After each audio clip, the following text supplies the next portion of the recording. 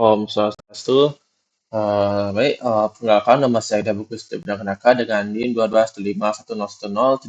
Di sini saya akan mempresentasikan tugas ujian akhir semester dari mata kuliah keamanan komputer. Kalau saya yaitu untuk studi kasus. Nah, studi kasus seorang pengguna menemukan bahwa laptop pribadinya berjalan lebih lambat dari biasanya dan sering muncul jendela pop-up yang mencurigakan. Setelah dilakukan pemeriksaan, ditemukan bahwa laptop tersebut terinfeksi oleh perangkat lunak berbahaya yang mencuri informasi pribadi pengguna. Untuk pertanyaan dari studi tersebut, yang pertama, jelaskan jenis-jenis perangkat lunak berbahaya atau malware yang dapat menyerang komputer pribadi dan bagaimana masing-masing jenis bekerja. Yang kedua, rekomendasikan langkah-langkah keamanan yang harus dilakukan pengguna komputer untuk melindungi perangkat mereka dari serangan malware. Yang ketiga, jelaskan bagaimana penggunaan antivirus dan personal firewall dapat membantu dalam menjaga keamanan komputer pribadi. Yang pertama yaitu jenis-jenis perangkat lunak berbahaya atau malware dan cara kerjanya. Yang pertama yaitu virus. Nah, virus adalah jenis malware yang memang memerlukan program atau file host untuk menyebar. Virus sering disisipkan ke dalam file eksekusi seperti exe ataupun dokumen. Yang kedua yaitu spyware. Nah, spyware dirancang untuk memata-matai pengguna tanpa sepengetahuan mereka. Nah, spyware sering terinstall bersamaan aplikasi bajakan ataupun dari tautan yang mencurigakan. Yang ketiga yaitu Trojan. Nah, dengan menyamar sebagai perangkat lunak untuk menipu pengguna agar menginstalnya. Yang keempat, yang terakhir yaitu ransomware. Nah, ransomware adalah malware yang mengekskripsikan data pengguna untuk meminta tebusan agar data tersebut bisa diakses kembali. Yang kedua yaitu langkah-langkah keamanan untuk melindungi perangkat dari malware.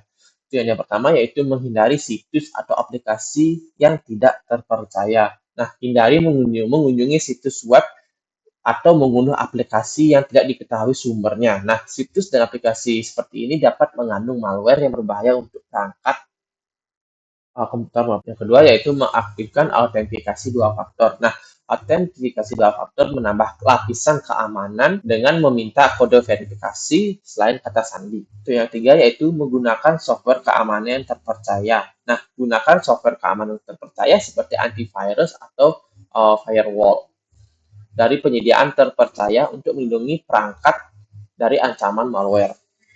Yang keempat, selalu cadangkan data secara teratur, melakukan pencadangan data secara rutin agar data tidak hilang dan data penting di perangkat tersebut tidak terkena serangan malware. Yang kelima yaitu lakukan pembaruan sistem komputer dan aplikasi secara rutin. Nah, lakukan pembaruan sistem dan aplikasi secara rutin untuk keamanan untuk melindungi perangkat dari kerentanan yang dapat dimanfaatkan oleh malware, yaitu penggunaan antivirus dan personal firewall.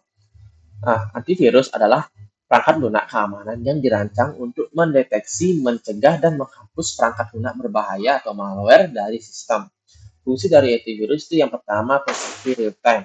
Nah, proteksi real time memberikan perlindungan langsung dengan memonitoring aktivitas dari perangkat secara terus-menerus untuk mencegah malware masuk ataupun aktif. Untuk yang kedua yaitu sandboxing. Nah, fitur ini memungkinkan menjalankan aplikasi atau file dalam lingkungan virtual yang terisolasi sehingga file tersebut atau file berbahaya dampaknya tidak akan mempengaruhi sistem yang lainnya ataupun sistem utama. Yang ketiga yaitu web shield. Nah, web shield untuk melindungi aktivitas penjelajahan internet dengan memblokir situs-situs website berbahaya ataupun terdeteksi unduhan yang mencurigakan. Nah, selanjutnya yaitu personal firewall. Nah, personal firewall adalah mekanisme keamanan jaringan yang berfungsi untuk mengatur lalu lintas data yang masuk maupun keluar dari komputer. Nah, fungsi dari personal firewall ini adalah yang pertama yaitu packet filtering. Nah, packet filtering yaitu untuk menyaring atau memblokir data yang mencurigakan atau tidak sesuai dengan aturan yang ditentukan. Yang kedua yaitu intrusi detection and prevention system atau bisa disingkat IDPS, yaitu untuk mendeteksi dan mencegah upaya pembobolan ataupun penyusupan ke dalam jaringan.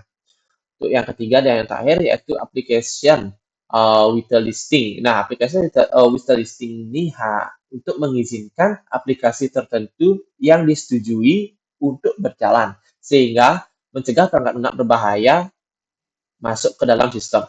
Sekian yang bisa saya sampaikan. Mohon maaf jika ada salah kata. Saya akhiri dengan para Santi. Om Santi Santi Santi Om.